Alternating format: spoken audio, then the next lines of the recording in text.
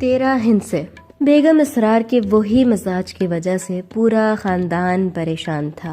कौवा दीवार पर काएं काएं करे, काली बिल्ली रास्ता काट जाए, मंगल को किसी काम का आगाज करना हो या किसी ऐसे हिंसे का इंतखाब जो 2 से तकसीम ना होता हो, ये सब तोहमात उनके जहन पर इस तरह सवार रहते जैसे जिंदगी और मौत का मसला।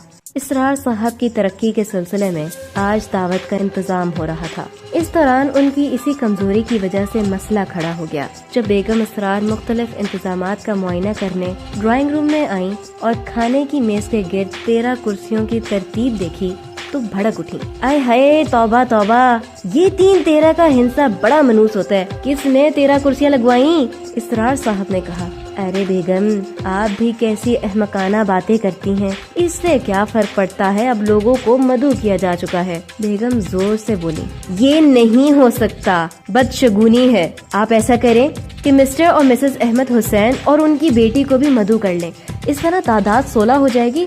हालांकि वक्त के वक्त दावत देना बदअखलाकी है। फिर बेगम इसरार ने फोन नंबर मिलाया। राब्ता होने पर वो बोली, मिसेस हुसैन, क्या हाल है आपके? आपको कई बार फोन मिलाने की कोशिश की लेकिन बात ना हो सकी। दरअसल आज इसरार साहब की तरक्की के सिलसिले में रात के खाने का इंतजाम किया है।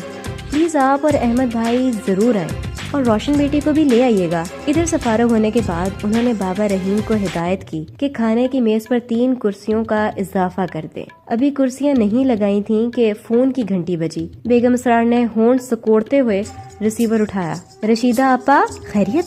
क्या कहा? नफीस भाई को बुखार है और सुहेल का मैच है, तो फिर आप तीनों नहीं आ सकेंगे। फोन रखकर वो सर पकड़कर कुर्सी पर बैठ गई। फिर वही कमबख्त 13 मनूस हिंद से वो बुड़बुड़ा रही थी। लोग भी किस कदर गैर जिम्मेदार हैं, वक्त के वक्त माजरत कर रहे हैं। इसी वजह से मैं ससुराली खानदान वालों को बुलाने से घबराती हूँ। इसी दौरान उनका बड़ा बेटा हाथ में रैकेट घुमाता हुआ आया और कहा, अरे अम्मी, मुझे शाम को क्लब जाना है, मैं शायद डिनर में शरीक ना हो पाऊँ, आप एक कुर्सी कम करवा दें।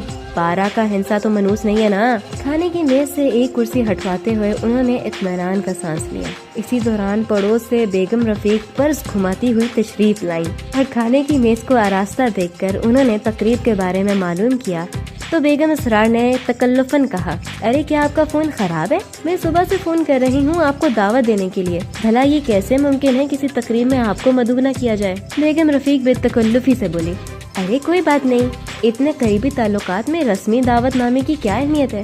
रफीक तो आज लाहौर गए हैं, लेकिन मैं जरूर आऊंगी। बेगम रफीक के जाने के बाद बेगम इसरार गुस्से से बाल नोचने लगी। यानी फिर कमबख्त 13 हिंद से वो झंझला कर इसरार साहब से मुखातिब हुई, जो इत्मीनान से अखबार पढ़ रहे थे और बेगम साहब की हालत पर मुस्कुरा रहे थे। अरे आप आराम से अखबार पढ़ रहे हैं, अब क्या हल होगा इस मसले का? भाई, मेरा ख्याल है कि अली अकबर ड्राइवर से कह देना चाहिए कि शाम को वो जरा ढंग के कपड़े पहन कर आ जाए, इस तरह 14 लोग हो जाएंगे।